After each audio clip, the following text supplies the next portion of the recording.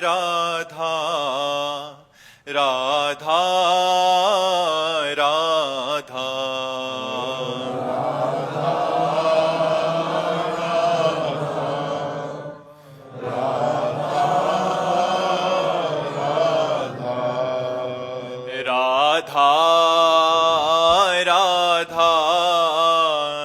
राधा राधा राधा राधा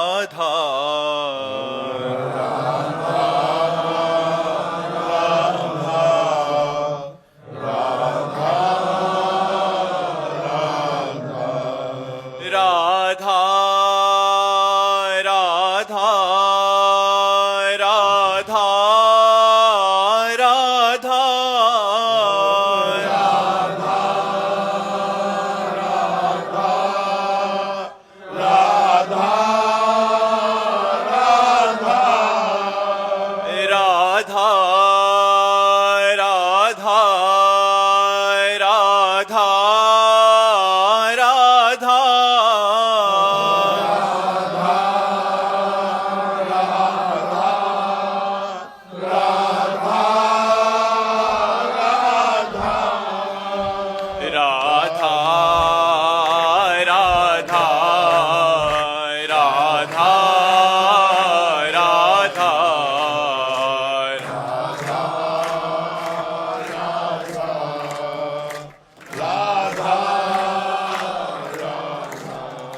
हाँ राधा राधा राधा राधा राधा राधा राधा श्री वृंदावन धाम की जय। श्री सद्गुरुदेव भगवान की जय। संदीप गोटे जी भोपाल से। राधे राधे। राधे राधे महाराज जी, मैं पेशे से एक चिकित्सक हूँ, पर 13 साल से उन पुरुषों की मदद करता हूँ जिन्हें महिलाओं द्वारा या किसी के द्वारा झूठे केस में फंसाया जाता है। महाराज जी, मेरा प्रश्न है कि कर्म और धर्म के सिद्धांतों के अनुसार जब किसी पर झूठा आरोप लगते हैं तो उसे क्या करना चाहिए, क्या आंतरिक भावना रहनी चाहिए? देखो, पहली बात है, जब हमारे ऊपर झूठा आरोप लगे तो हमें पूरा प्रयास करना चाहिए अपने को सत्य साबित करने का। और जब हमको उस सत्य साबित करने पर भी दंड मिल रहा है और हमें वास्तविक दंड मिला, तो फिर हमें विचार करना चाहिए कि हमारे उस पाप का ये फल है जिसका ना सरकार ने दंड दिया और ना हमने प्रायश्चित किया, लेकिन पाप किया है। तो घूम करके यहां हमने पाप नहीं किया लेकिन मुझे दंड मिल रहा है, तो निश्चित समझो मुझे मेरे उस गुप्त पाप का फल है जिसको कोई नहीं जानता है। कई ऐसे गुप्त पाप हमारे द्वारा होते हैं जिनका ना भारत सरकार से दंड मिला है और ना भगवान के द्वारा दंड मिला है, तो वो कर्म हमको दंड देगा, ऐसी जगह फंसाएगा जहां हम बिल्कुल गलत नहीं है पर हमको वो दंड भोगना पड़ेगा। पक्का वो हमारा पूर्व का प्रारब्ध है, पक्का पूर्व का प्रारब्ध है। एक आदमी ने किसी महिला से प्रियता करके और उसको बाद में छल करके मार दिया और अपने ही घर में गाड़ दिया और कोई नहीं जान पाया और कहीं बाहर से फंसा के लाया था, ऐसा हो गया। बहुत अच्छे से जीवन चलने लगा। सामने एक स्वर्णकार की दुकान भी थी और घर भी था, और घर में ही दुकान खोले हुए था और 2 पुलिस कर्मचारी उसकी सुरक्षा के लिए आया करते थे। और वो बहुत बेईमान स्वर्णकार था, मतलब छल कपट करना, असली स्वर्ण को नकली करके, से कई तरह से मिलावट करके बहुत। और वो जो दोस्त की सुरक्षा में आते थे वो उसकी पोल जानते थे, तो उसको कुछ वो देता रहता था। ऐसा होते हैं, छल कपट वाले आदमी भी होते हैं, छल कपट वाले रक्षा सूत्र विधान वाले भी होते हैं। अब एक दिन किसी अच्छे स्वर्ण के उसमें उसको लाभ मिला, तो ये बात जब उन कर्मचारियों ने देखा तो उससे कहा हमें अच्छा दाम दीजिए। उन्होंने नहीं दिया तो रात्रि में आके प्लान बना, बहुत वर्षों से मिलजुल रहे थे, स्वर्णकार को मार दिया, एक अटैची में बंद किया और बॉक्स में सारी, जहां सब पता था, वो संपत्ति और स्वर्ण लिया और निकल ही रहे थे कि वो आदमी लोकशंका करने निकला। कौन? जो बहुत पहले, कई वर्ष पहले किसी महिला को लाकर ऐसा अत्याचार करके मार के और अभी तक बिल्कुल फ्रेश था। उसने देखा, उसने कहा ये क्या तुम 2 बाक्स लिए हो, इसका मतलब तुम जो सरकारी कर्मचारी थे उन्होंने कहा देखो अब तुम तो देख लियो, तुम कुछ हिसाब किताब हमसे ले लो और जाओ अपने घर। तो उसने कहा आप गलती नहीं करूंगा, मतलब अंदर से निकला उसके कि पीछे जो गलती हो गई अब गलती नहीं करूंगा। उसने कहा 1 पैसा नहीं लूंगा, ये बात हम। तो उसने कहा देखो हम लोगों के हथकंडे बहुत होते हैं, अभी हमारी बात मान जाओ नहीं तो हम 2 मिनट में फंसा देंगे। तो उनका बिल्कुल नहीं, हम नहीं, बिल्कुल राजी नहीं होंगे, तुम गलत कर रहे हो। और उसको ये पता नहीं क्यों मार के ले आए, दोनों बाक्स रख दिए और दोनों पकड़ लिए, हल्ला मचाने लगे। अब वहां लोग इकट्ठे हुए, बोले पता नहीं है 2 बाक्स से लेकर कहां जा, जो खोला तो अरे बोले देखो स्वर्णकार को मार के उसकी धन संपत्ति उसके ऊपर पूरा ब्लेम लगा दिया। अब वो जब कई वर्ष मुकदमा चलता है तब सजा होती है, तो जब सजा देने का नंबर आया तो रो करके बोला जज से कि किसी भी तरह से मैं इस केस में कहीं भी कुछ भी नहीं किया, मैं लघु शंका के लिए निकल रहा था, बस देखा इन लोगों ने ऐसा ऐसा ऐसा। कई वर्ष रुपया पैसा लगा, बहुत परेशान। जज ने तारीख आगे के लिए बढ़ा दी, उसके आंसुओं में दम थी, तो उसने खेल रचा, एक आदमी को मृत घोषित किया अपने ही परिकर में, वो मरा नहीं था, और कहा कि अपने ही लोगों द्वारा इसका अंतिम संस्कार किया जाए। उसको भी बुलवाया और उन कर्मचारियों को भी बुलवाया और कुछ देर सब साथ गए। फिर जब वो अलग बैठे हुए, उसको संस्कार स्थान में ले गए, अलग अलग सब बैठ गए, तो दोनों जो सरकारी कर्मचारी थे वो गए, उससे कहा देखा जिंदगी भर काटेगा जेल, और ऐसे पैसे ले लेते ना तो तू भी और जज जो है उसके यहां शरीर में वो यंत्र लगा दिया जिससे वो डायरेक्ट सुन सके। तो उसने कहा चाहे मार डाला जाऊं अब भी, चाहे नरक जाऊं, चाहे जितना कष्ट मिले, अब मैं झूठ नहीं बोलूंगा, मैंने गलती जो की। फिर वो चुप हो गया। अब वो बार बार उसके अंदर पाप निकल रहा है उसका भी, मैं अब गलती नहीं करूंगा। जज ने पुलिस वालों को उनको बुलाया और कहा यंत्र फिट है उसके पास, आपका पाप रुका नहीं, आपने बोल दिया है, मुझे पता चल गया है, इसका पूरा का पूरा खेल आपका है। फिर उसको एकांत में बुलाया, बोले आप इतना बोल के रुक गए थे कि अब नहीं करूंगा, तो आपने पहले कुछ किया क्या? अब वो चुप हो गया। बोले आप रो के कह रहे थे मैं झूठा हूं, मुझे इतना कष्ट मिला, मेरा पैसा खर्चा हुआ, यह हुआ, आप बताओ कुछ किया है? बिल्कुल आपको माफ कर दूंगा, केवल मैं जानना चाहता हूं कि आपको इतना कष्ट क्यों भगवान ने दिया। तो उसने कहा हम ऐसा ऐसा। तो अव्यक्त पाप ले कहां फंसा के उसको कितना कर। जज ने कहा कि जाओ इतना ही तुम्हारा प्रायश्चित, अब आगे भगवान जो तुम्हें दंड दे, लेकिन ये दंड। तो हम लोग जो झूठी जगह में दंड भोगते हैं, यदि हमारे सफाई पेश करने पर और हम फंस गए, हमारी सफाई नहीं मानी जाती, तो पक्का आप समझ लीजिए कि 100% कोई ना कोई हमारा पाप जिसका हमने भोग नहीं भोगा, जिसका हमने कोई प्रायश्चित नहीं किया, पर वो पाप जो हमारा पीछे पड़ा है वो आकर हमको दंड दिया। ये हम आपको सत्य बात कहते हैं। अवश्य में भोक्तव्यम कृतम कर्म शुभाशुभम, जब तक हमारा कर्म नहीं होगा तब तक हमको दंड नहीं भोगना पड़ेगा।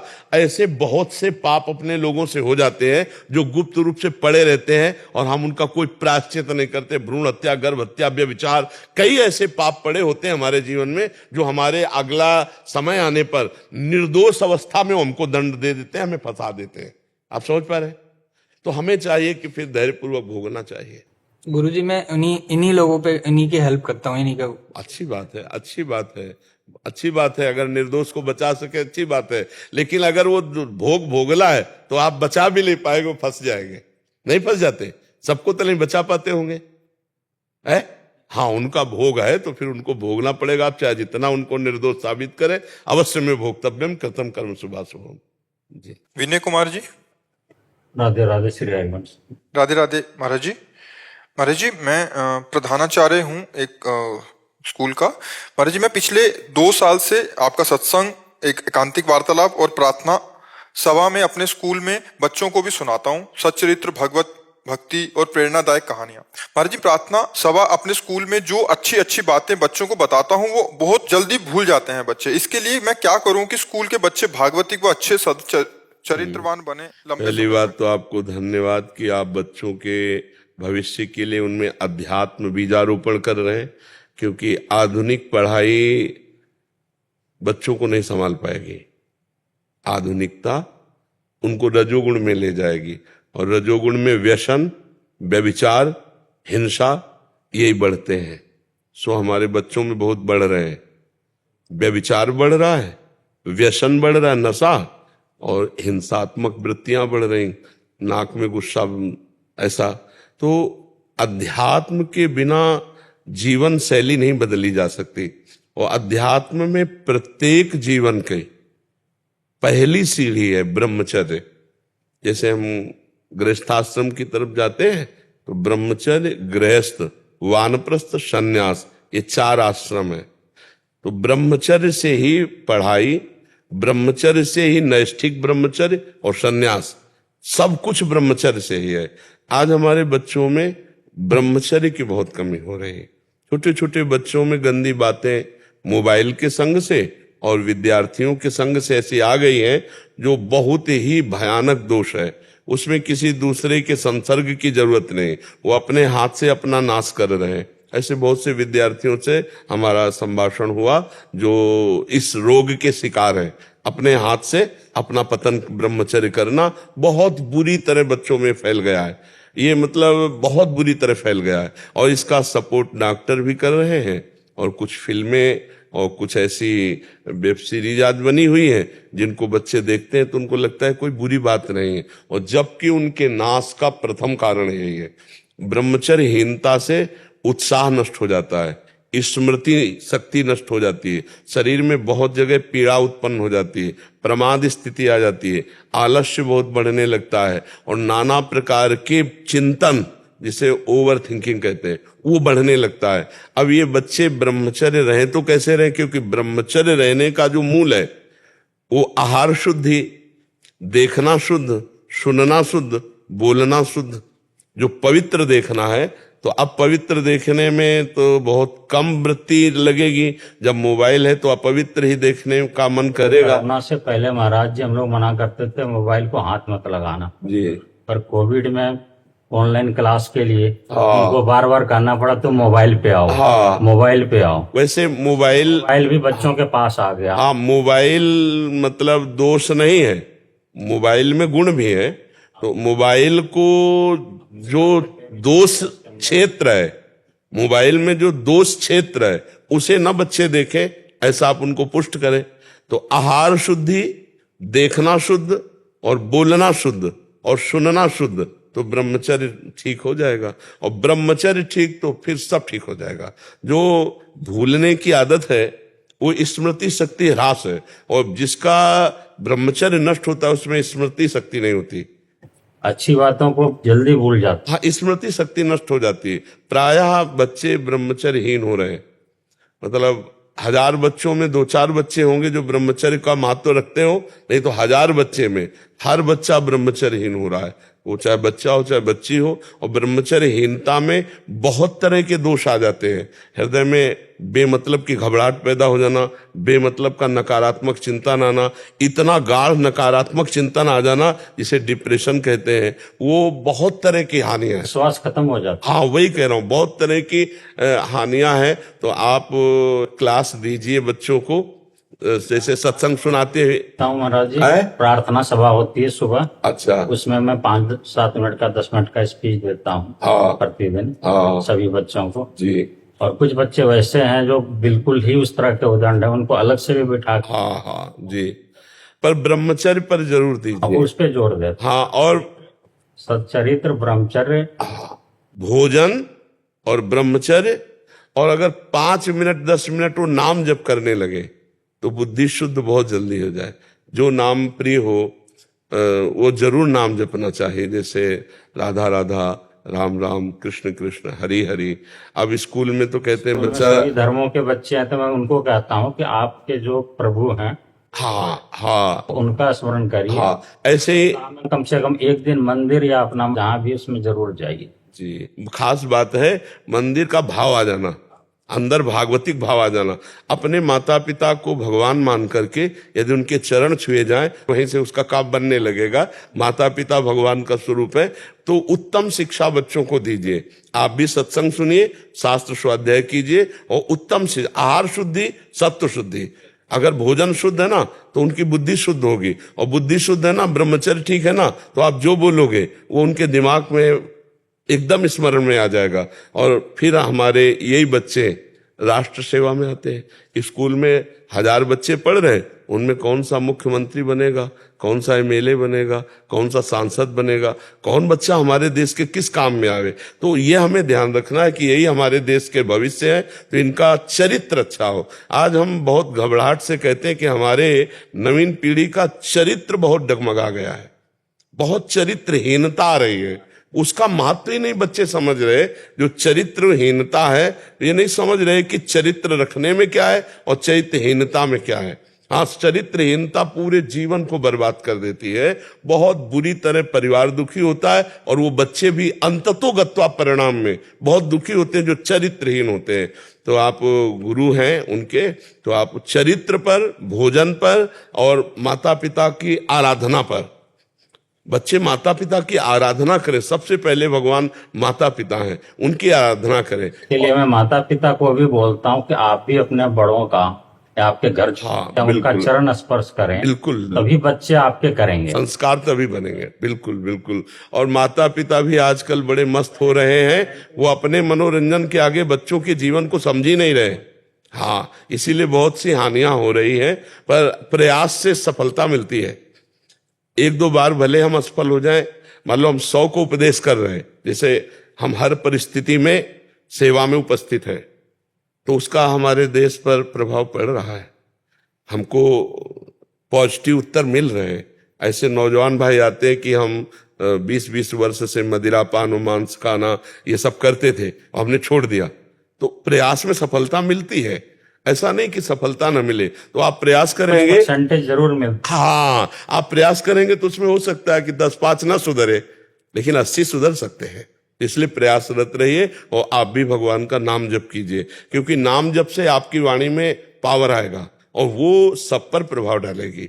अगर स्वयं में भजन नहीं है, स्वयं में तपस्या नहीं है, स्वयं में इंद्रिय निग्रह नहीं है, तो फिर वो प्रभाव नहीं पड़ेगा। इंद्रिय निग्रह होना चाहिए, क्योंकि आप बच्चों के पास 2 साल से कोई भी मिस नहीं किया आपका सत्संग, और आपकी एकांतिक जो भी है वो सुनता रहता हूँ। तो उसका प्रभाव भी तो है ना। हाँ, उसका प्रभाव है। मेरा एक अंतिम प्रश्न था कि मेरा जो है निरंतर भजन नहीं हो पाता, स्कूल जाता हूँ तो व्यवस्थाओं में इधर उधर। तो वो भी भगवान की सेवा है, उस समय को आप भगवान को अर्पित कर दीजिए। जैसे आप 8 बजे से 12 बजे तक लगे हुए हैं, तो 12 बजे फिर हाथ जोड़िए एकांत में और भगवान से प्रार्थना कीजिए कि ये 4 घंटे हमने समाज सेवा में दिए, प्रभु विद्यार्थियों के रूप में आप ही हैं और मेरी सेवा आपको पढ़ाना है, तो प्रभु ये 4 घंटे की सेवा स्वीकार कीजिए। आप देखिए, इससे आपकी आध्यात्मिक उन्नति हो जाएगी। ये कर्म समर्पण है। प्रभु रूप में मानता हूँ, और मैं व्यथित हो जाता हूँ जब वो बच्चे पढ़ते नहीं। हाँ। माता पिता बहुत मुश्किल से फीस भरते हैं। हाँ, बिल्कुल। प्राइवेट स्कूल है, हमारा व्यवस्था चलाने के लिए हमें फीस वगैरह लेना पड़ता है, जी जी। लेकिन बच्चे पढ़ते नहीं है तो बहुत व्यथित हो जाता है। पर प्रयास रखिए, व्यथित मत होइएगा।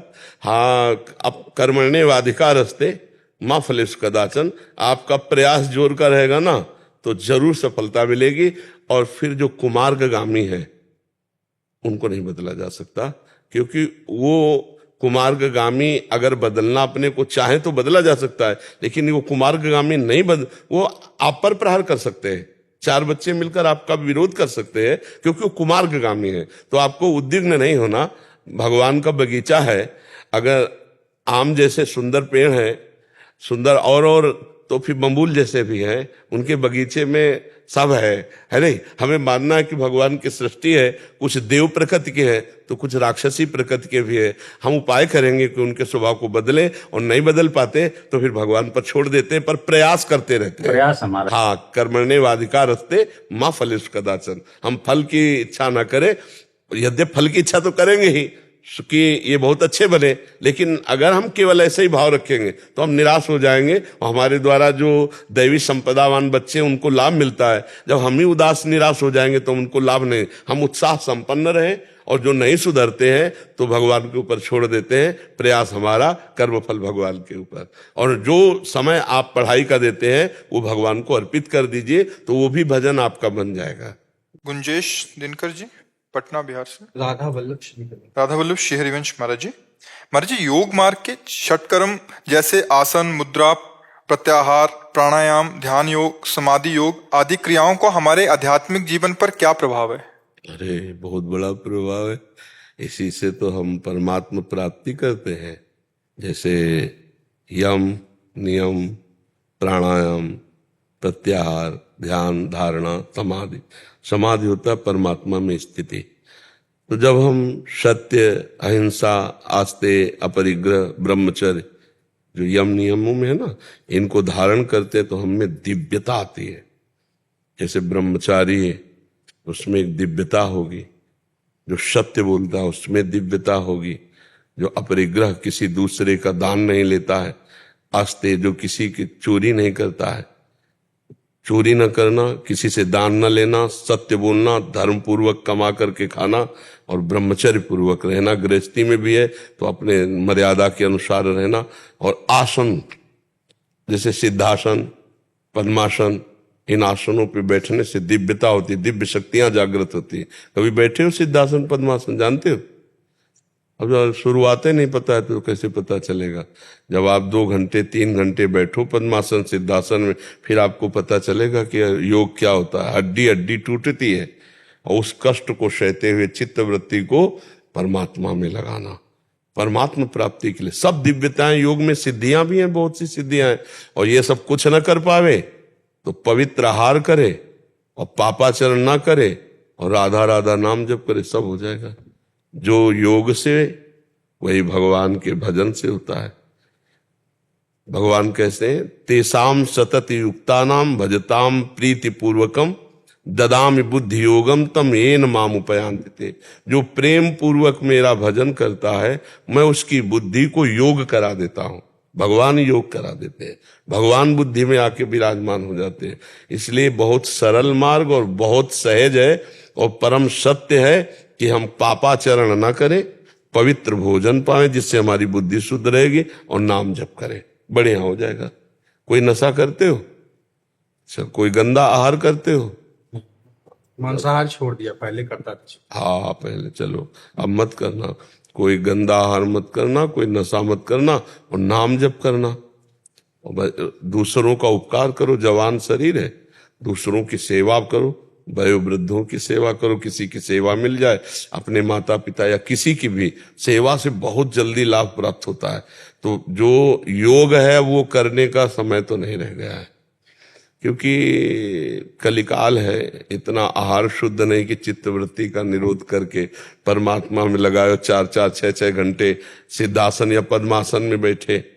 अब शरीर, high blood pressure, low blood pressure, sugar, ये वो कितनी बीमारियां लोगों में फैल रही। तो अब हमें लगता है एकमात्र भगवान का नाम ही परम योग है। जो खूब नाम जप करे और पवित्र आहार रखे तो इसी से काम बन जाएगा। कलयुग केवल नाम आधारा, सुमिर सुमिर नर उतरहि पारा। अब तो बड़ा कठिन है यज्ञ आदि के द्वारा भगवान की आराधना करना, या अष्टांग योग के द्वारा, और ज्ञान मार्ग के द्वारा भी बड़ा कठिन है। ज्ञान के पंथ कृपाण के धारा, परत खगेश लगे नहीं बारा। क्योंकि इतनी बुद्धि में वासनाएं हैं कि निर्वासनिक होना बहुत। तो क्या है कि पूरा कूड़ा करकट सहित हम भगवान की शरण में हो जाते हैं। ये बहुत सरल मार्ग है। हम जैसे पापी, नीच, अधम, अजितेंद्रिय जैसे भी हैं, हे भगवान हम आपकी शरण में हैं, और भगवान को भोग लगा के प्रसाद पाओ, नाम जप करो, भगवान की लीला चरित्र सुनो, और दूसरों में भगवत भावना करके सेवा करो। इसी से भगवत प्राप्ति हो जाएगी। जो योग आदि है इनमें दिव्यता है, पर बहुत कठिन है। वो ऐसा करना बड़ा कठिन है। महाराज जी, अभी जैसे जिम करते हैं तो फिर बुढ़ापे में तो शरीर साथ देगा नहीं, तो फिर उसी के हाँ, ये बात तो ध्यान देने के लिए आगे बढ़ना चाह रहे। हाँ, शरीर तो ये कुछ बुढ़ापे में क्या पता नहीं बुढ़ापा आए कि ना आए, ये भी तो भरोसा नहीं कि बुढ़ापा है कि लाए बड़ा समस्या है, मृत्यु कब आ जाए कोई भरोसा नहीं है। अरे मृत्यु तो जिम करते करते आ गई, नाचते नाचते चले गए, भोजन का ऑर्डर किया, भोजन चले गए, जाने का कोई समय थोड़ी। तो नाम जप करो और थोड़ा व्यायाम ऐसा करो कि जो आजीवन करते रहे। जो एकदम बहुत व्यायाम करते हैं और फिर छोड़ देते हैं, उनकी बहुत बुरी दशा शरीर की भी हो जाती है। तो हमें लगता है कि अपना देसी दंड बैठक जैसे है कुछ कर ले, और कुछ थोड़ा हाथ पैर जिम आदमी अपना कर ले, और वो उतना करे कि कुछ परसेंट में रोज करता रहे नियम पूर्वक, और भगवान का नाम जप करता रहे, तो शरीर भी स्वस्थ रहेगा और स्वरूप की तरफ हम बढ़ेंगे, भगवान की तरफ बढ़ेंगे। नाम जप जरूर करें। हमने अपने जीवन का सार पाया है संतों के संग से और शास्त्र से। नाम जप, जो निरंतर नाम जप करता है, वो कोई भी हो, गृहस्थ हो, विरक्त हो, कोई भी हो, वो निश्चित भगवान का कृपा पात्र बन जाएगा। और जिस पर भगवान की कृपा है तो फिर सुर नर मुनि प्रसन्नता ऊपर, जिस पर भगवान का अनुग्रह है, जहां पर कृपा राम की होई ता पर कृपा करे सब कोई। हाँ, सबकी कृपा। खूब नाम जप करो, पवित्र आचरण रखो, किसी माता बहन की तरफ गंदी दृष्टि मत रखो, गंदा आहार मत रखो, बढ़िया जीत जाओगे, माया विजयी हो जाओगे। नाम जप है तो सब ठीक है, नाम जप नहीं है तो फिर ठीक नहीं है। बड़े बड़े योगी जिनकी आराधना करते हैं, उन भगवान शंकर से बढ़कर कोई योगी होगा क्या? वो भी नाम जप करते हैं, भगवान के लीला चरित्र गाते हैं, सुनते हैं, भगवान का चरणोदक गंगा जी माथे पे धारण करते हैं। तो हमें चाहिए, सनकादि से बढ़कर कोई योगीश्वर हो सकता है क्या? वो भी हरिशरणम हरिशरणम हरिशरणम जपते हैं भगवान की लीला कथा। तो हमें चाहिए भगवान की लीला कथा गाएं, भगवान का नाम जप करें, कथा सुने, दूसरों का परोपकार करें। बस इससे बहुत लाभ प्राप्त, ये सबसे बड़ा योग है, इससे भगवत प्राप्ति हो जाती है। महाराज जी, सत्संग चलते चलते बीच में नाम छूट जाता है। ऑफिस में जैसे सत्संग, कोई बात नहीं, सत्संग भी भजन है ना। साधन को हरिभजन कै सत्संग सहाय, तो सत्संग है ना, कुसंग तो नहीं ना। तो सत्संग भजन ही है। हम एकाग्रता पूर्वक सत्संग सुन रहे हैं तो हमारा भजन हो रहा है, उसे नाम छूटना नहीं कहते ना। अब जैसे कोई आप अपना कार्य संसारिक कर रहे हो तो एकाग्रता पूर्वक करोगे तो छूट जाएगा नाम, क्योंकि एकाग्रता की जरूरत है। अब उस पूरे समय को हम प्रभु को अर्पित कर देते हैं, यत करोसी, वो भी भजन हो जाएगा। क्योंकि अब हम अगर भजन में एकाग्रता करते, मान लो आप कोई मशीन चला रहे हो, कोई कार्य कर रहे हो, तो उसमें जब आप एकाग्र होगे तो नाम छूट जाएगा। पर ये ध्यान रखना है कि ये कर्म भी भगवान की सृष्टि का है, भगवान की पूजा है, और उस कर्म को हम भगवान को समर्पित कर देते हैं। तो समर्पण योग से हमारा भजन ही माना जाएगा। उस समय भी भजन माना जाएगा। उस समय सत्संग पूरा बढ़िया से सुनते हैं लेकिन नाम छूट जाता है। हाँ, कोई बात नहीं इसमें। हाँ, अभ्यास दृढ़ करते चले जाओ तो सत्संग भगवान का ही तो सुन रहे ना, इसलिए वो भी भजन माना जाएगा। सेवा, सुमिरन, स्वाध्याय, सत्संग, समाधि, ये सब भगवत प्राप्ति के साधन हैं। ये सब भगवत प्राप्ति में ही स्थित करते हैं जी। रितेश जी, राधे राधे महाराज जी।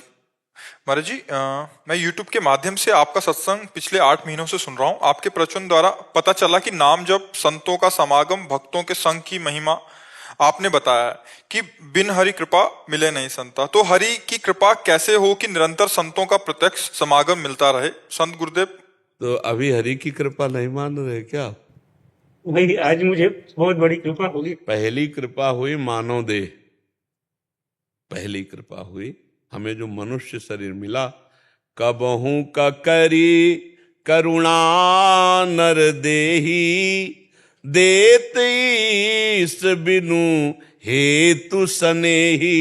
बिना हेतु, अहेतु की प्यार करने वाले भगवान ने मुझे मनुष्य शरीर दिया, फिर उसमें हमें सत्संग दिया, फिर उसमें हमें भजन करने की भावना दी। अब हम भजन कर रहे हैं तो प्रतिपल हमारे ऊपर हरि की कृपा है। अगर भजन नहीं हो रहा तो फिर हम मानेंगे कि अभी हम कृपा पात्र नहीं बने। नहीं तो अगर भजन में और साधु संग मिल गया तो मुझे लगता है अब भरोसा हो जाना चाहिए कि हमारे ऊपर विशेष कृपा है। अब मुझे भा भरोसा हनुमंता, बिनु हरि कृपा मिले नहीं संता। जो प्रभु मोहि अनुग्रह कीन्हा, तो तुम आई दरस हटि दीन्हा। तो हमें लगता है हमें भगवान की कृपा पर विश्वास कर लेना चाहिए, और जो नाम प्रिय खूब नाम जपना चाहिए। और निरंतर संत संग का मतलब होता है रात दिन उनके पास रहना नहीं, ये भ्रम में मत रहना। संत के पास रात दिन रहना सत्संग नहीं है, उनकी बात मान लेना रात दिन सत्संग है। अच्छा, रात दिन जो हमारे पास रहते हैं वो रात दिन रहते हैं क्या? अरे भाई, शयन किया तो वो अपने कमरे में किया, हम अपने शयन नहीं, अपनी भी तो दिनचर्या है, भजन साधन अपना भी तो है, तो हर समय थोड़ी हमारे साथ रहते हैं। साथ का मतलब कि हर समय संत संग का मतलब, जैसे हमने जो कहा, अब वो जब आप पालन करोगे तो आप देखोगे आपके दिमाग में एक प्रेमानंद बैठे मिलेंगे। वो बाबा ने कहा था ऐसे चलना है, वो ऐसे नाम जप करना है, ऐसे पहले बाबा ध्यान आएंगे, फिर वो क्रिया ध्यान आएगी, बार बार तुम्हारे। तो रात दिन साधु संग हो रहा है कि नहीं हो रहा? उनकी आज्ञा पे चलने का मतलब साधु संग। पूज्य पादुड़िया बाबा ने ये कहा था, पंडित गया प्रसाद जी ने ये कहा था, अमुक संत ने ये कहा, वो हमारे सत्संग हो रहा है कि नहीं हो रहा है? हम हर समय उनकी आज्ञाओं पे चल रहे हैं तो हम उनका संग कर रहे हैं। और अगर उनकी आज्ञा का पालन न करें तो साथ रहते हुए भी संग में, तो महापुरुषों के पास रहने की बात नहीं है, महापुरुषों का संग करने की बात है। और संग का मतलब होता है उनकी आज्ञा का पालन। संग होता है आज्ञा पालन से। आप देखो, हमारे पास बैठे हो, आप हमारे संग में अभी प्रगट में मान रहे हो, लेकिन ये संग नहीं। जब ये बात अपने रंग में लाओगे तब संग माना जाएगा। तब आपको नजर आएगा कि हर समय प्रेमानंद आपकी खोपड़ी में बैठा हुआ है। नहीं नजर आएगा कि आज्ञा का पालन कर रहा है, तो उसको दिमाग में अपने बैठे दिखाई दे रहा है। देखो ना, आप देखो, जब कोई बात आएगी तो आपको लगे बाबा ने कहा था, तो आएगा ना रूप सामने, तो संग हुआ ना। हाँ, आप यहां बैठे हो और हमारी बात ना मानो तो यहां संग नहीं हो रहा है, ये संग नहीं हो रहा है। सत्संग तो आप करोगे, ये सतवार्ता हो रही, ध्यान दीजिए। संग अभी नहीं माना जाएगा, ये सतवार्ता है। इस सतवार्ता को जब आप स्वीकार करोगे तब सत्संग होगा। सत्संग अपने आप से होता है। आप कुसंग कर रहे हो अंदर से या सत्संग वो आपका है? सतवार्ताएं हो रही, सत्शास्त्रों की, संतों की सतवार्ता है, लेकिन इसका संग आप करोगे। समझ पा रहे हो ना? तो आप जब करोगे तब होगा सत्संग, और जब सत्संग करोगे तो वो महात्मा आपके दिमाग में होंगे जिनकी बात का संग कर रहे होगे। चाहे देख लो, अब जब हम सोचते हैं कि उड़िया बाबा ने कहा था ऐसे से ऐसा, तो हमारे सामने उड़िया बाबा होते, हमारे सामने होते, तो ऐसे हमारी कोई बात तुम्हें याद आएगी तो तुम्हारे सामने हम होंगे। अरे यार, वो वृंदावन वाले बाबा बोले थे ना कि ऐसे से ऐसा, वो पहले आकर, अब हो रहा है संग। संग आप कर रहे हैं, सतवार्ता यहां हो रही, सत्संग तो आपके द्वारा होगा। तो मान लो कि सत्संग में जो प्राप्त वार्ता है उसको जब आप स्वीकार करते हैं तब असली साधु संग होता है, और उसी साधु संग को भगवान की कृपा कहते हैं। और वो आप बिना किसी प्रगट के भी आप कर सकते हैं। प्रगट में कितनी देर आप साथ रह सकते हैं? किसी भी संत के पास कितनी देर रह सकते हैं? और शास्त्र आज्ञा करता है रात दिन साधु संग करो। भक्ति कर दीप प्रेम करी बाती, साधु संगति करे अनुदिन राती। रात दिन साधु, तो रात दिन कोई साधु संग के संग पड़ा रहेगा क्या भाई? साधु संग की आज्ञा का पालन करना रात दिन माना जाता है। ऐसा थोड़ी कि एक कमरे में भाई पढ़े तो हम साधु संग कर रहे हैं। नहीं नहीं, साधु संग का मतलब उनकी आज्ञा का पालन करना। तो समझ पा रहे हैं आप? तो पूरी उसमें सपोज हम इधर हम लोग सत्संग तो कर लेंगे अंदर, पर फिर कोई मतलब दुविधा आ रही है। आज जैसे प्रवचन में आया कि जो दया भाव है या सहनशीलता है, जो संतों को भी दुविधा कर देते। एक हम गाइड रखते हैं अपने साथ जो हमको हर समय बताता रहता है, वो आप भी रख लो। नाम पाहरू दिवस लिसी, अले पाहरू माने पहरेदार, अंगरक्षक, वो आपको बताता जाएगा। सर्वज्ञ है नाम। यहां फंस रहे हो तुम, हटो। हर समय आप देख लो, बताता है कि नहीं बताता? परमात्मा सबके अंदर बताता है, लेकिन उसके सुन नहीं पाते। वो सुनाएगा नाम आपको और अपने आप बताएगा कि गलत हो रहा है, बहुत बुरा फंस रहे हो, बहुत बुरा जा रहे हो, लेकिन आप मानते नहीं, मन के अनुसार चल देते तो बुरा हो जाता है। अगर वो बात हम मान लें तो फिर हमारा बुरा नहीं होगा। और वो बात हम तभी मान सकते जब मेरे में बल हो कि हम मन की बात ना माने। वो बल आएगा नाम जप से। श्री हरिवंश नाम बल लहो, अपने मन भाई सब कहो, रहो शरण हरिवंश। नाम बल से, भजन बल से। ज्ञान तो सबको है, लेकिन ज्ञान का प्रयोग वही कर सकता है जिसके पास भजन बल है। अगर भजन बल नहीं तो जानकारी दूसरों को सुना भर दो, अपने आचरण में नहीं उतार पाओगे। और कुछ? और महाराज जी की ये जो भी कलयुग अभी मतलब मैं तो मान रहा हूँ कि कलयुग नहीं है। कहाँ कलयुग? नहीं, कलयुग है कहाँ? अभी को आपको दिखाई दे रहा कलयुग? मतलब अज्ञानता मूढ़ता चल रही है समाज में। किसके पास? हमारे चल रही और कहीं थोड़ी चल रही। भैया चश्मा लाल तो सब लाल, चश्मा हरा तो सब हरा, और चश्मा पापी तो सब पापी, और चश्मा राम का तो सब राम, और चश्मा श्याम का तो सब श्याम। तो हमें बदलना क्या है? अपना चश्मा बदलना है, कुछ नहीं और बदलना। अच्छा बताओ, यहां कोई कलयुग नजर आ रहा है? तो ऐसे ही हर समय आप अंदर से रहो ना, भगवान का नाम जप करे, भगवान का चिंतन कर रहे, सब में भगवत भाव करें। कलयुग है ही नहीं। आप गंदे आचरण करो, गंदी बातें सोचो, तो कलयुग तो है ही है। फिर तो भ्रष्ट ही होला। तो क्या ये और युगों में नहीं होता था क्या? अगर आप ये बात सोचो तो क्या और युगों में ये गंदी बातें नहीं होती थी क्या? सब होती थी। अब प्रमाण है ऐसा, सब होती थी। भैया आज भी सतयुग है तो अभी भी कलयुग है, बात समझना होगा। अगर हम भगवान में हैं तो सतयुग में है, और अगर हम संसार में तो कलयुग में है। ऐसा जब हम गंदी बातें सोचेंगे, गंदा चिंतन करेंगे, गंदा दृश्य देखेंगे, गंदी क्रियाएं करेंगे, तो हम कलयुग में हैं। और भगवान का चरित्र गा रहे हैं, भगवान के चरित्र सुन रहे हैं, नाम जप कर रहे हैं, दूसरों को परोपकार कर रहे हैं, सब में भगवत भाव कर रहे हैं, तो सतयुग है हमारे लिए। कोई परेशानी नहीं। परेशानी अपने मन से है। गंदा हमारा मन है और कहीं कोई पाप नहीं। हर कष्ट सह करके हम मन को ठीक कर लें, बस इस जन्म में यही बात है। हर कष्ट को नहीं, शरीर में चाहे जितना कष्ट हो, अगर मन प्रसन्न है भगवान में तो कोई कष्ट नहीं है। और चाहे जितनी सुविधा हो, मन अप्रसन्न है तो कोई सुख नहीं है। आप देख लीजिए। तो इसलिए मन को प्रसन्न करने के लिए पहले एक बार इसको लड़ाना पड़ेगा नाम से। उसका जोड़ नाम ही है, दूसरा कोई नहीं है। वो कहेगा कि ये करो तो आप कहो राधा राधा राधा राधा राधा, फिर कहेगा नहीं राधा राधा मत बोलो, ये करो, नहीं राधा राधा राधा राधा। ऐसे लड़ाना पड़ेगा, युद्ध चलेगा। ये इस युद्ध में नाम विजयी होगा, मन अधीन हो जाएगा, तब शांति प्राप्त होगी। वरुण चड्डा जी झांसी से।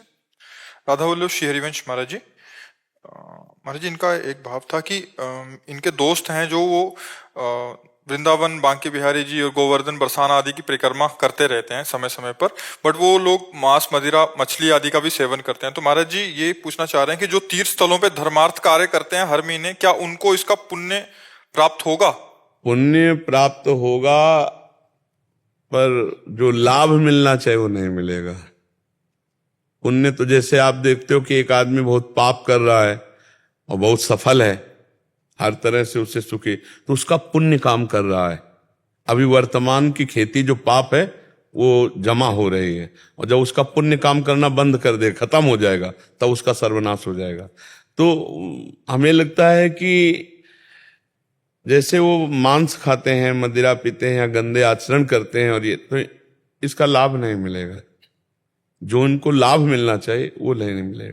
वृंदावन की परिक्रमा, गिरिराज जी की परिक्रमा का लाभ है भगवत प्रेम प्राप्त होना, दूसरों को सुख देना, एक भागवतिक स्वरूप आ जाना। अब पशु पक्षियों को अपना शरीर प्रिय नहीं है क्या, जिनको तुम रांध के खाते हो और भगवान के भक्त कहलाते हो, वृंदावन परिक्रमा देते हो? राक्षसी स्वभाव जब तक नहीं त्यागोगे तब तक इसका लाभ नहीं मिलेगा, ऐसा बिल्कुल पक्का समझ लो। ये राक्षसी भाव है, इसका त्याग करने पर ही लाभ मिलेगा। ऐसा होता ना तो फिर सब छूट हो जाती। किसी क्रिया का लाभ प्राप्त करने के लिए उसके नियम है। तो ये तो महापाप है, मदिरा पान करना, मांस खाना, व्यभिचार करना, गंदे आचरण करना, जुआ, हिंसा, चोरी। अब ये भी करे और भगवान के धामों की यात्रा भी करे, तो ऐसा नहीं। महाराज जी उनको मैंने बोला कि आपके दर्शन के लिए चलो या यहाँ आ जाओ, तो वो डरते हैं।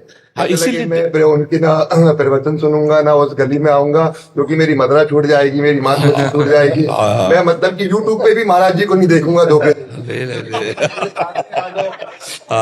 वो आओ मेरे साथ में, मुझसे यहाँ मिल जाओ। कह रहा मैं मिलने भी नहीं आऊंगा, गली में भी नहीं जाऊंगा। कह रहे मेरी मदरा छूट जाएगी, मेरी माँ छूट जाएगी, मैं ये सब नहीं छोड़ सकता। हाँ, वो नहीं छोड़ सकते क्योंकि नरक जाना है ना, नरक जाना पड़ेगा, नरक जाना पड़ेगा, दुर्गति होगी। इन्हीं कारणों से जो है ना जीव विमुख हो जाता है, और ये कोई सहयोग नहीं देंगे। आप ध्यान रखना, आज्ञा का पालन। जैसे आप हमारे पास आए हो तो एक नियमावली से आए ना, तभी तो आप मिल पाए हो। जैसे हमारे शास्त्रों में लिखा है कि आप धाम यात्रा कैसे करो, आप धाम यात्री बनो तो कैसे आचरण होने चाहिए, आप भगवान के दर्शन करने जाओ तो कैसे आचरण होने चाहिए। आप उन सबकी धज्जियां उड़ा रहे हो ना घमंड के कारण। तो बिहारी जी की आज्ञा का उल्लंघन करके बिहारी जी जाओगे तो तुम्हें लाभ नहीं मिलेगा। 20 साल पहले महाराज जी मैं भी मीट मछली खाता था, लेकिन कुछ आपका फेसबुक में जोड़ा, तो जुड़ते जुड़ते क्या हुआ चमत्कार कि मैं अंडे के ठेले पे भी नहीं देखता हूँ। नहीं नहीं नहीं, गलत बात ना करें। हाँ, बहुत अच्छा, धन्यवाद आपको। और तुम्हारे दोस्तों के प्रति भी हम प्रार्थना करते हैं कि भगवान सद्बुद्धि दे। नए बच्चे हैं, सद्बुद्धि दे, आज नहीं तो कल कभी ऐसा झटका फंस गया कि मतलब कोई ऐसा प्रसंग आ गया, उनके दिमाग में चढ़ गया, तो छोड़ सकते हैं। पूछते हैं छूट गया, मैंने कहा मेरा छूट गया, और मुझसे मतलब अंडे के ठेले पे भी मेरी देखने की इच्छा नहीं होती है। नहीं, और घमंड मत करना, नहीं देखने क्या फिर खाने लगोगे। माया बहुत विचित्र है कि मैं त्यागी हूं, ऐसा भी मत सोचना, कृपा से हो गया है। हाँ, आपकी कृपा से हुआ है। महाराज जी, जैसे हम अपना ब्रह्म मुहूर्त में जगते हैं और नाम जपते हैं, और दिन में जैसे हम अपना काम करते हैं, और लेकिन पूरा मन हमारा काम में रहता है, और लेकिन हम बीच बीच में नाम तो जरूर उच्चारण। नाम महाराज जी जपते हैं, लेकिन पूरा मन हमारा काम में रहता है। कोई बात नहीं, कोई बात नहीं, उस काम को 8 घंटे या 10 घंटे करने के बाद भगवत समर्पित कर सकते हो। हाथ जोड़ा, और हे प्रभु, 8 घंटे से जो हम ये काम कर रहे थे वो आपकी सृष्टि का कार्य मैं आपको समर्पित करता हूं, वो भजन ही माना जाएगा।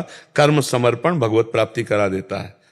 कर्म समर्पण, ये तो सर्वाणि कर्माणि मयि सन्न्यस्य मत्पराः, भगवान को जो कर्म समर्पित कर दिए जाते हैं वो भजन बन जाते हैं। तो आप बीच बीच में नाम जप करते रहो, और जो कर्म करते हो भगवान को समर्पित कर दो, ठीक है? इससे आपका परम मंगल होगा। और धन्यवाद, आप सब जवान भाई हमारी बात सुनते हैं और आप सतमार्ग में चलते हैं, तो अच्छा है। और जो ये लोग भाग रहे हैं ना, कटिंग कर रहे हैं ना कि जाएंगे नहीं, सुनेंगे नहीं, देखना, क्योंकि अब किसी भी तरह से सही थोड़ा तो कनेक्शन सतमार्ग का पकड़े। सतमार्ग एक दिन ऐसी परिस्थिति लाएगा कि इनको छोड़ना ही पड़ेगा, और ये भगवान के मार्ग में आएंगे। हम आज तुम्हें बता रहे हैं क्यों, क्योंकि किसी न किसी तरह से झांक के जब हम देखते हैं, तो अगर 100 में 5% अच्छे आचरण घुसे हैं, तो वो 95% को परास्त करके लाएंगे। क्योंकि अच्छे में ताकत है ना, बिहारी जी आना या गिरिराज जी आना, पर उसका सम्यक लाभ अभी नहीं मिल पाएगा, क्योंकि डर रहे ना। देखो, डर घुसा हुआ है ना कि अगर हम सत्संग किया तो हमारा सब ये छूट जाएगा। उनको पता है सत्य में बड़ी ताकत है, वो छुड़वा देगा। तो सत्य में तो लगे ही हैं, थोड़ा तो लगे गए, कनेक्शन तो लग गया, और जिस दिन कृपा हुई बिहारी जी की, उस दिन सब छूट जाएगा। नहीं नहीं, एक दिन तो मरेगा ही शरीर, काहे को पाप कर्म करे। अच्छे अच्छे पदार्थ पाओ, खूब अपने पाने के लिए अच्छे अच्छे 56 भोग बनते हैं, ठाकुर के भोग में नहीं लगते, 56 भोग लगते हैं। तो 10-5 भोग लगा के पा लो, तो 56 भोग ठाकुर को लगते, एक से एक पदार्थ बनते। हमारे तो ब्रज क्षेत्र में बिहारी जी, गिरिराज जी या ठाकुर, हमारे ही तो ठाकुर हैं, मदन मोहन जी भी तो हमारे ही है। हाँ, यही से हमारे वृंदावन के ठाकुर हैं, सनातन गोस्वामी जी के आराध्य देव हैं ठाकुर मदन मोहन जी। स्वतंत्र रहना चाहता था, लेकिन गुरु महाराज का आदेश हुआ। हाँ, हमें लगता है कि गुरुजनों की परतंत्रता ही परम स्वतंत्रता है। नहीं, जैसे हाँ, जैसे गुरुजन रखें, हमें वैसे ही रहना चाहिए। माया की परतंत्रता से मुक्त होने के लिए गुरुजनों की परतंत्रता आवश्यक है। इष्ट और गुरु की परतंत्रता ही माया मुक्त अवस्था प्रदान करती है। तो हमें गुरु आदेश में ही रहना चाहिए। गुरु आदेश जो बंधन भी प्रतीत हो तो मोक्ष है, और स्वतंत्रता में मोक्ष भी प्रतीत हो तो कहीं बंधन हो सकता है। इसलिए गुरु प्रसन्न साहब अनुकूला, गुरु प्रसन्न रहे, उनकी आज्ञा पे हम रहे। कृष्ण रावल जी, कर्नाटका से। राधे राधे गुरुदेव, आपके चरणों में कोटि कोटि प्रणाम। गुरुदेव भगवान, मैं श्री तुकाराम जी महाराज जी मेरे गुरु हैं, ऐसा मैं मानता हूं, और 15 साल से नाम जप कर रहा हूं। मेरा प्रश्न है कि हम अनंत काल से जन्म लेते आ रहे हैं, तो अनंत जन्मों के पाप और पुण्य साथ में हैं। उन्हीं पाप और पुण्यों के हिसाब से ही मन में अनंत संकल्प और विकल्प हर क्षण उठते रहते हैं। अतः उन हर क्षण उठने वाले संकल्पों और विकल्पों को भक्ति में नाम के द्वारा दबाओ। मैं 15 साल से नाम जप कर रहा हूँ। हाँ मेरे दादा गुरु संत तुकाराम महाराज जी, मेरे गुरु का नाम है गोविंद महाराज जी 15 साल से नाम जप जी। तो क्या अनुभव हुआ 15 साल में? अभी वैसी वासना चल रही है। वासना बंधन जन्मों का विकार है। मैं विकार क्यों मान्यता दे रहे हो स्वप्न की? स्वप्न की मान्यता क्यों दे रहे हो? ना सतो विद्यते भाव, ना भाव विद्यते सता। आप साधक को इसलिए साधक की तरह बात कर रहे हैं आपसे। संसारी पुरुष तो उसको संसारी उत्तर देते, आप कह रहे हो 15 साल से असत की सत्ता दे रहे हो। आप अनंत जन्मों के झूठे स्वप्नों की सत्ता दे रहे हो। काम क्रोधादि वृत्ति असत है, इनकी सत्ता दे रहे हो तुम। सत्ता दोगे तो फिर पछताओगे। इनकी सत्ता नहीं है। ना सतो विद्यते भाव, ना भाव विद्यते सता। अगर हम अनंत जन्मों से भूल करते आ रहे हैं तो हम रस्सी को सांप ही मानते रहेंगे क्या?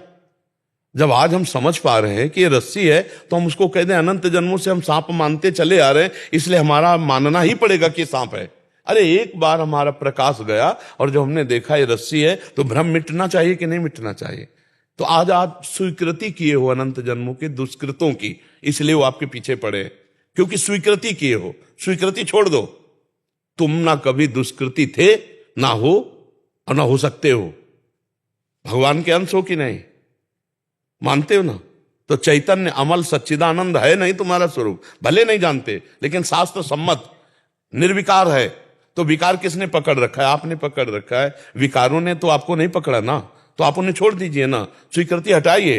अनंत जन्मों की बिगड़ी आज सुधर गई, क्योंकि ऐसे महान नाम जापक, भगवत साक्षात्कार किए हुए गुरु परंपरा से जुड़े हो। श्री तुकाराम जी महाराज सदैव भगवान के धाम को गए, नाम के बल से गए, आप जानते हो ना।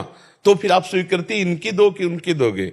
उन अनंत जन्मों की दुष्कृति की स्वीकृति दोगे तो तुम्हारे मन में स्फुरित होते रहेंगे, और अगर अस्वीकृति कर दी तो तुम में कभी थे नहीं, है नहीं, रहेंगे नहीं। अब लड़ो मन से। पहले आप निर्विकार हैं, स्वीकार करते हैं, आप निर्विकार हैं। आपने देह को स्वीकार किया है, आपने अहम स्वीकार किया, मैं पुरुष हूं, अब इसमें सारे विकार हैं, अब इसी से लड़ना है। अब युद्ध कर सकते हो क्योंकि आप सुरक्षित हो। अपने कोई पहले गंदा मान लिया, अब कैसे युद्ध करोगे? अपनी स्वीकृति ही गंदी कर दी। भगवान कह रहे ना असतो विद्यते भावो, ये जो असत भाव हैं ये विद्यमान नहीं है, इनकी सत्ता ही नहीं है, और सत्य का कभी अभाव नहीं है, और सत्य कभी गंदा नहीं हो सकता है, असत कभी सच्चा नहीं हो सकता है। पहले इस डिपार्टमेंट को समझ लीजिए। तो जितनी वासनाएं असत है ना, स्वाप्निक है ना, जन्म जन्मांतरों की वासनाएं, हम उनको इसी भाव से काटते हैं। ये मेरे में नहीं है, दृष्टा भाव पहले स्वीकार कर लिया, और जब मन में स्फुरित होते हैं तो हम उनकी सत्ता ही नहीं रहने देते। सत्ता, इनका महत्व ही नहीं है, और जिसका महत्व नहीं वो सब डिलीट होता चला जा रहा है, क्योंकि नाम चल रहा है। हम एक शब्द में कहा दबाओ ना नाम से, वासनाओं को दबा दो नाम से, तो मर जाएंगी, नष्ट हो जाएंगी वासनाएं। जो जो वासनाएं उठ रही, विठ्ठल विठ्ठल विठ्ठल, राम कृष्ण गोविंद हरि, जो नाम प्रिय हो, जो आपको प्रिय नाम भगवान का लगे, खूब नाम जप करते हुए उसको दबाओ, देखो आनंद आने लगेगा। और ध्यान रखो, वासना से प्रेरित कर्म ना होने पावे।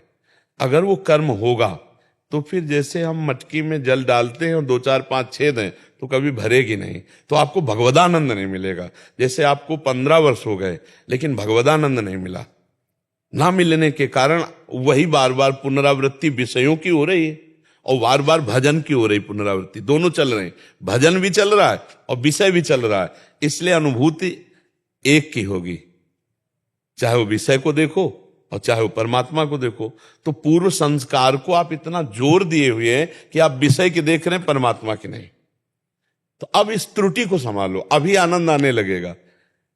जैसे फुटपाथ में खड़ा पागल आदमी हमको गाली दे रहा है तो हम ये स्वीकार करते हैं कि वो पागल है, तो हम मुस्कुरा के चले जाते हैं। हमको ऐसे ही मन को देखना है, पागल आदमी है, पक्का समझो, बिल्कुल पागल आदमी, वो कुछ भी कर सकता है, कुछ भी कर सकता है भाई, कुछ भी कर सकता है। इससे ज्यादा पागल और कोई नहीं है। ये कुछ भी कर सकता है, मतलब ये नहीं कर सकता ये हम नहीं कह सकते। औरों की तो बात जाने दो, अपने जो शास्त्रों का ज्ञान रखते हैं, अपने जो भगवान के मार्ग में चल रहे, उनसे करवा लेता है। जो अनजानी अज्ञानी है उनकी तो बात जाने दो, अपने लोगों से करवा लेता है। इतना ये बलवान और पागल आदमी है मन।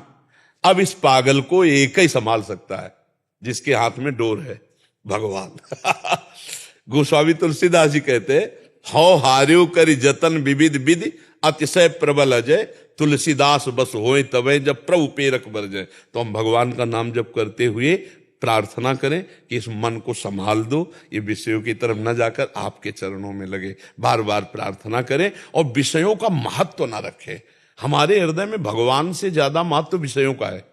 हमारे हृदय में सत्क्रिया से ज्यादा महत्व असत क्रिया का है। असत क्रिया हो जाए तो बस लाखों बार उसी का चिंतन करेंगे और नाम जप कर रहे हैं उसका चिंतन छोड़ देंगे, तो महत्व किसका हुआ?